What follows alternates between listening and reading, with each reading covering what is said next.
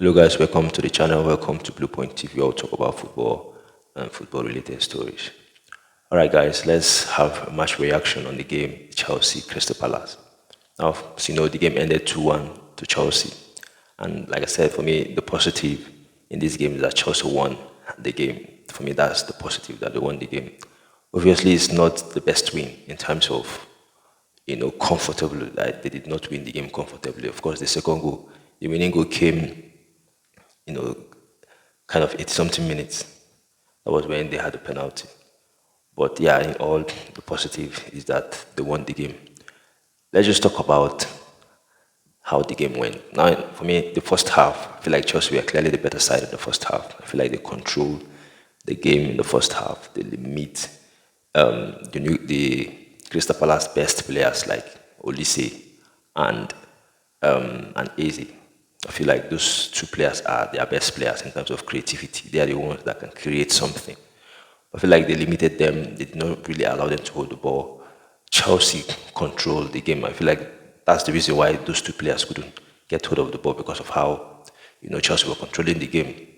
And of course, Christopher Nkunku for me was the key in terms of controlling that game. He was really, really good in the first half. Even the goal that Chelsea scored, the first goal from Mikhailo Modric, it was through Christopher Nkunku. Yes, he wasn't the one that passed, he wasn't the one that gave the assist, but the pre-assist to the main assist was him. Now, if you watched the goal, how he gave the ball to Malogusto, he was trying to pass the ball straight to, I don't know if it's Jackson, and then the ball did not go, and then the ball, somehow came back to him, and then one touch, he gave it to Malogusto. And for Malogusto, I feel like Malogusto as well plays very well. I think he was the man of the match in the game. He played very well. Now, the assist that Gusto had in that game, we shouldn't forget Gusto was playing as a right back in the game. Then he overlapped. Through that way, he found himself at the position where you're supposed to find the left back. And then he gave that assist. And a good assist from him, and I feel like Mikhailo Modric took that ball very well.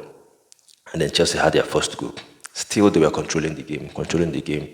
And Christopher Nkunku had his chance, kind of link up play with Jackson. He had a chance. Now, of course, he couldn't take that chance. And I feel like the reason why he didn't take that chance because he wasn't quick in shooting the ball. When he trapped the ball before he would shoot, the Crystal Palace defender came and kind of make him uncomfortable there. So he couldn't take the ball.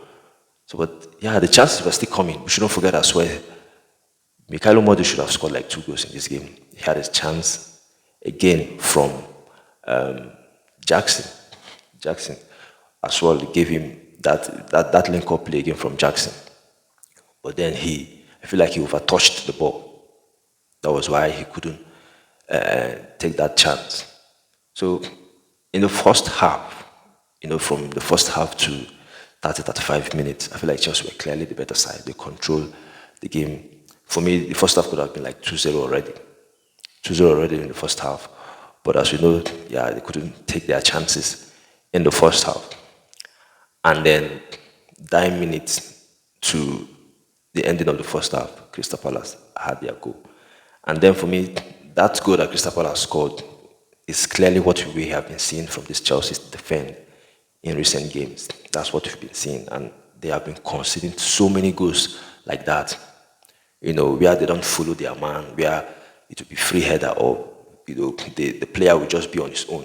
If you watch the game against Manchester City, the goal that Akanji scored, it was just on his, there was no one with Akanji. The game against Newcastle, the second goal that Newcastle scored, like that, there was nobody with the Newcastle defender that scored that goal. This game against Crystal Palace, there was nobody. The game against Arsenal, the equalizing goal from Arsenal, there was nobody. Like, it has been like that.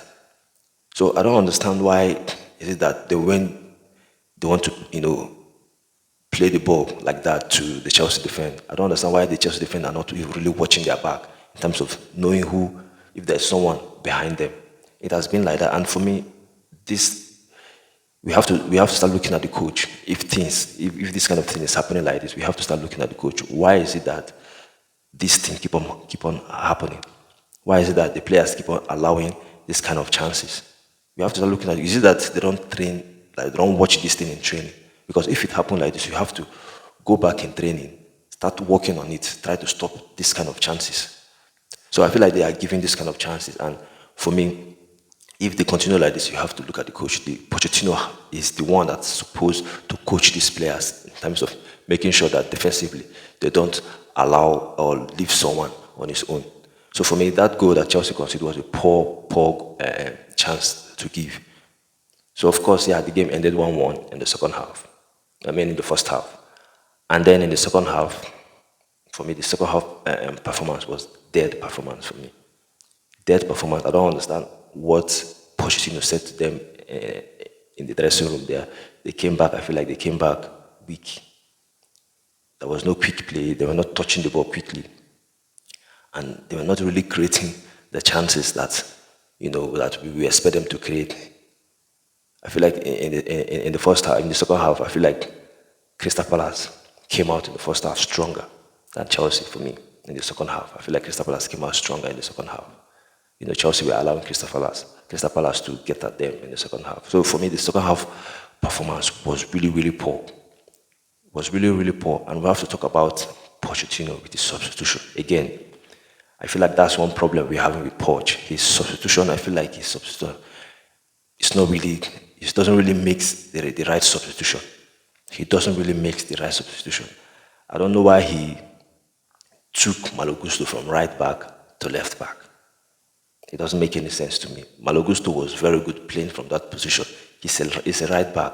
If he gets the chance to cross, he crosses it once because he's in a stronger foot in terms of the angle. But if he's playing as a left back, he is not a left footer, he's a right footer. He will have to cut to his right to cross the ball. So for me, I don't understand why he made that substitution, took Malogusto to the left, to the left back position, and then used what's his name, Dizaziz, as the right back. Now, Dizaziz for me as playing as a right back is not a good player playing as a right back. It's not a good player. I feel like he's slow. He doesn't really overlap. His crosses are not really good. So again, I don't understand why Pochettino made that kind of substitution. Even if you want to remove Liverpool, and then what I was expecting him to do there is you take Maxim to the left back. He is the available left back that the team have now. So I don't understand. Is it that Pochettino is scared to play Maxim as a left back? I also know that he always talk about height. Yes, the guy is not tall, the guy is small. But you've been playing the one that is tall there and we are still conceding set pieces goals. So if you are playing Liverpool that is tall and Chelsea are still conceding these goals from set piece, why then you don't even play proper left back that can overlap, that can help going forward? So for me, again, his substitution, I feel like his substitution did not help the team in the second half. Did not help the team in the second. This creativity wasn't really there in the second half, especially after that his substitution wasn't there. And for me, that game was just for any side to win. If you watch the second half, I feel like it could go anywhere. Chelsea could win the game, which they did. Crystal Palace as well could win the game because they had their moment as well in the second half. Crystal Palace had their moment. So for me, again, Pochettino should work in his game management. I feel like that's one problem I have with Poch. His game management is not it. And he's that kind of manager so far. I feel like if Chelsea are not playing well, I think Pochettino doesn't really have an answer. He doesn't really have an answer. That's what I'm seeing in terms of making the right substitution, bringing the right players, putting them in the right position to impact the game. I feel like Poch doesn't have an answer. His game management, is not really on point. Doesn't make the right substitution. So again, Poch have to work in his substitution. His substitution for me wasn't good. And in terms of taking out Christopher Nkunku, yes, I understand Nkunku just came back from injury. But for me, he is the striker that I think if the chance come, he would take the chance. Now, at the time that he took Christopher Nkunku, it was 1-1. We need a goal. And for me, he's the player that if the chance falls to him, I'm confident that he can take the chance better than the rest of the players. He took him out. I could have wanted him to finish the game. Now my reason is because if the chance falls to him, he can take his chances. We shouldn't forget in the same second half, Nicolas Jackson had a chance, clear chance, one-on-one with the goalkeeper. He missed, and that was what I was talking about. That was exactly what I was talking about. A striker that can score if the chance comes. That was why I feel like he wasn't supposed to remove Christopher Nkunku, even if we understand that the player just came back from injury. But I still think he's the player that, if the chance falls to him, we can have that confidence that he will take it. And if he falls to Jackson, I mean, he will not, or he might not take the chance, which obviously it happened that he missed, you know, one-on-one chance. Funny enough, the one that he even scored, I feel like it was even more difficult. The one he scored was even more difficult, and it turned out to be an offside goal. But again, Nicolas Jackson, I've said it before, it's clear that Chelsea need a striker. It's clear that Chelsea need a proper top striker, because with Jackson, I don't think Jackson will take the team. And if we are playing as a number 9, he will always miss chances. That's the thing with the player. He will always miss. He will always make chances. And talking about Nkunku, if you watch Nkunku play, you will know that he's different from the rest attacking players Chelsea have. Different from Sterling, from Modric, from Jackson, from Boya, from Palmer. He's just different. You see that he's clearly better than these players. You know, he passes the ball at the right time. He knows how to hold the ball. He holds the ball comfortably. His first touch is good. Like, he just a very good player. And I'm just happy that Nkunku is back. We just hope that he stays fit, and yeah, we just hope that he doesn't go back injured again. But yeah, I'm just happy that he's back. So yeah, of course, Chelsea now had the penalty from Madueke. And first, when I saw the penalty, it was clearly a penalty. I was surprised that the referee did not give that ball as a penalty. And luckily, the player stayed down, because I feel like he himself knew that's a penalty. And the challenge from the Newcastle player, it was, I mean, that guy could have been injured there. He could have been injured. If you look at his leg, you see how his leg was there. He could have been injured. So for me, yeah, of course, he was the one that took the penalty, Madueke, and he took the penalty well. And for me, if Madueke wasn't on the pitch, I don't know who would take that penalty, because the players that I think are very good in taking penalties, of course, Christopher Nkunku, I know he's a very good penalty taker, but he wasn't there on pitch. What's his name? Palmer wasn't there. So I was like, who will take this penalty? So yeah, he stepped up. Madueke stepped up, and I feel like he took the penalty very well. That's a very good penalty from the team. And yeah, Chelsea managed to win the game 2-1. Now, like I said before, the positive is they won the game. They just have to win the game anyhow. The performance wasn't the best performance for me, but they just have to win the game. So yeah, that's my take. That's my opinion on this game.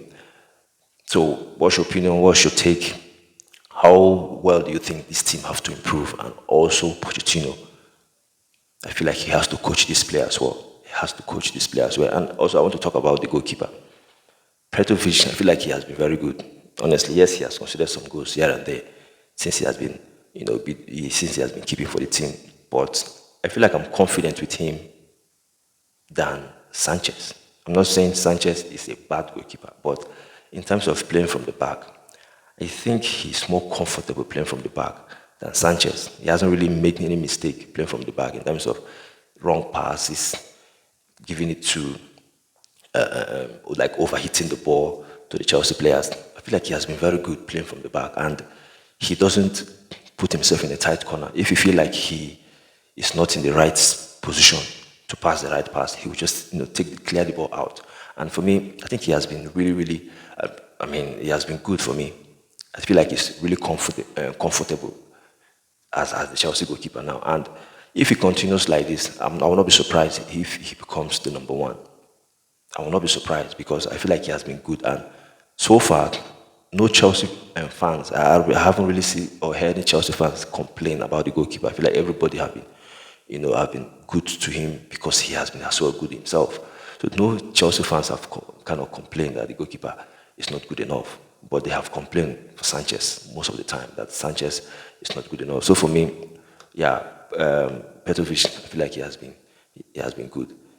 And this team, like I said before, defensively, they need to work on themselves defensively. The only defender that I think did well in this game was Malo Gusto. He was the only one. Levi Cole wasn't good in this game. Badashia wasn't good in this game. Thiago Silva, even when he came in, he wasn't good in this game. Dizaziz, he wasn't good in this game.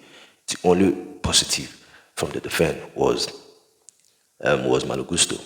Yeah, he was very good in this game. So that's it from me on this one. So guys, please, if you're watching the channel, if you're watching the video, please subscribe to the channel Blue Point TV, and also like the video. It's really important you like the video.